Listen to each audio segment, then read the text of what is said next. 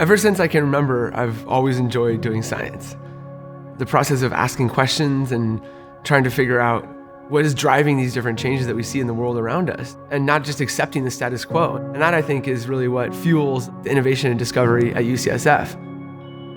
Innovation requires a lot of really deep thinking and being open to new ideas. Innovating in science isn't easy. It's going to take some time, but at the end of the day, there is no better reward than that. Seeing a patient that can live longer, that can live better. I feel like the environment at UCSF was to encourage us to try to solve complex issues, and the education at UCSF became the bedrock on my journey. I am a graduate of the School of Pharmacy, and it has guided me through the creation of my current company, Dr. Kumar. Dr. Kumar was one of the 4 awardees for the national contract by the U.S. Department of Veterans Affairs to service veterans with remote patient monitoring. This way, the care coordinators can understand daily how the patients are doing and can be very proactive in the veterans' care. It really is bridging the gaps between patients and providers, and we will continue to strive to improve the technology to take care of the patients. The UCSF curriculum for nurses really focused on creating very independent problem solvers. So after graduating from the UCSF School of Nursing in 1968, I started out at the Alcohol Research Group, and I was able then to develop emergency room studies and examining alcohol-related injury to drinking patterns across countries and cultures. No one had really done this kind of research, and so there was a lot of interest from a number of other emergency rooms in doing this kind of work. And so we ended up collecting data from over 100 emergency room sites in 33 countries and across 5 continents.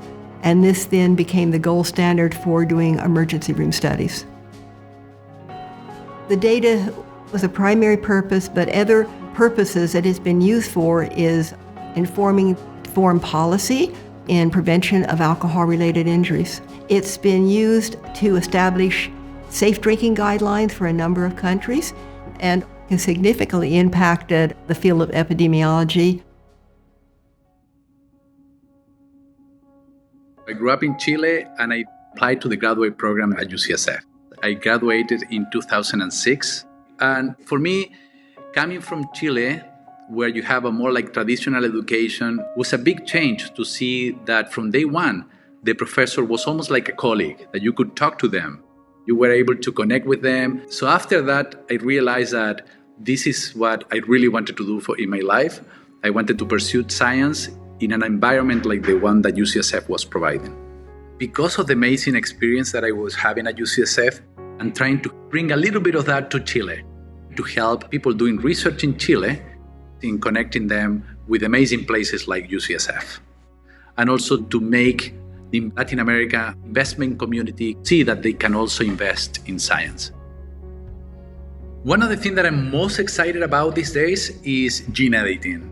And in 2018, I was able to join Metagenomics, a company that is working with gene editing tools with the idea of trying to look for new gene editing systems. And I'm super excited about what is going to happen in the future with these type of technologies. So I would love to see some patients getting cured because of some of the gene editing drugs that we can put in the clinic.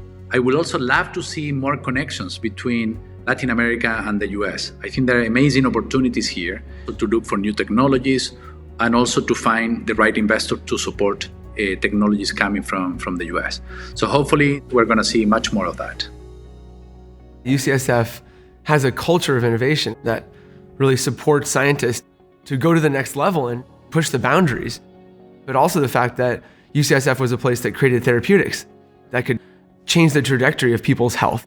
That was really what got me excited and drew me to UCSF. and I graduated from the chemistry chemical biology program at UCSF in 2013. I wanted to really leverage my expertise in chemistry, but apply that to biology and apply that to things that we had much less understanding of, including the brain. And that turned into Mitochondrion, my first company. And at Mitochondrion, I built a great team of scientists that can work collaboratively, get excellent results, and really make a difference. And the work that we did at Mitochondrion laid the foundation to potentially treat Parkinson's by blocking the dysfunction inside of neuronal cells that leads to the death of those cells that drives Parkinson's, and potentially to reverse that degeneration. And so after finishing the work at Mitochondrion, all I felt was the desire to keep going, and decided that we wanted to start another company. So my current position is founder and CEO of Montara Therapeutics. We're focused on developing precision medicine treatments for diseases of the central nervous system, including Alzheimer's. We had the team, we had the UCSF community to push this forward, and we had to take the chance and go forward and try to make a difference in the lives of these patients who are suffering from these diseases.